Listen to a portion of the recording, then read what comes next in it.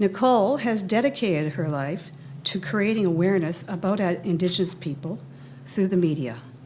She founded Musqua Productions and Consulting, which specializes in media relations, media training, and video production. Her work experience includes working with the Aboriginal People's Television Network, the National Aboriginal Achievement Awards, A Channel, Global, CBC, and CTV networks. That just about covers most of Canada. Her company was just recently recognized by the Alberta Chamber of Commerce Business Awards as the 2009 Aboriginal Woman Entrepreneur Award of Distinction. The award recognizes the outstanding achievement by an Aboriginal woman entrepreneur who exemplifies effective leadership, innovation, and a commitment to enhancing the well-being of the larger Aboriginal community. Nicole, how have Indigenous women overcome obstacles, stereotypes, and challenges in business and leadership roles? Well, thank you very much for that question, Tansei, and good afternoon to all the participants that are here today, and thank you to the people of this territory for allowing us to have this conference here today, and to the Aboriginal Human Resource Council for inviting us to attend this panel. I'm very honored to be speaking.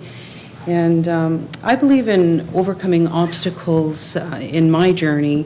I've come to understand myself as an Indigenous woman, as a Cree woman. Through the past 20 years, I've been working in the media as a video journalist, reporter, and producer, 10 years in mainstream media, and then 10 years now in my own business. And through that journey, I've come into contact with a lot of elders, a lot of story keepers along the way, and it's helped me to identify and to gain strength through those stories, and giving them a platform, of course, to tell their stories, but understanding myself as an Indigenous woman and our cultural beliefs.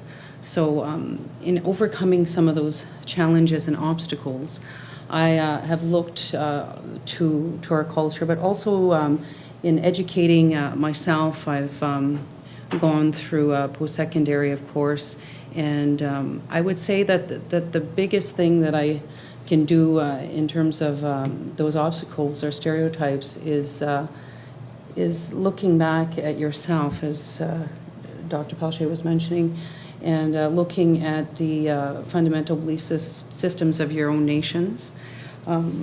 Also, in overcoming some of those challenges for my company, Musqua Productions, throughout the years, I've always had to look at the trends and what was up and coming, and sort of to be on top of that. They say in hockey to know where the puck's going to be. Well, in business too, that's very, sort of the same concept, and understanding, what's going to be up and coming type of trend, business trend. So that's helped me in the communications business that I'm doing.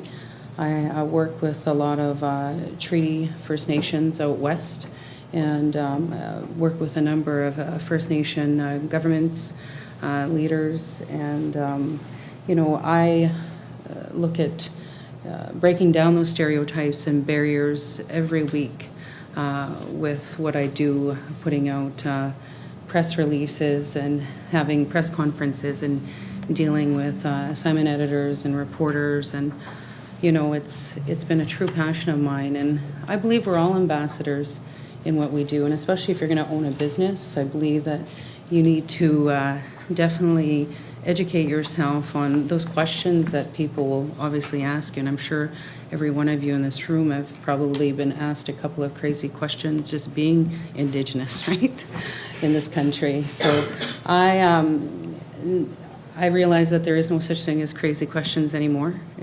Being asked if I speak Indian, I just look at it and think, it's our opportunity to really shine and to bring forth that beauty that we all have from different nations that you're from, and to really give yourself an opportunity to shine, and also to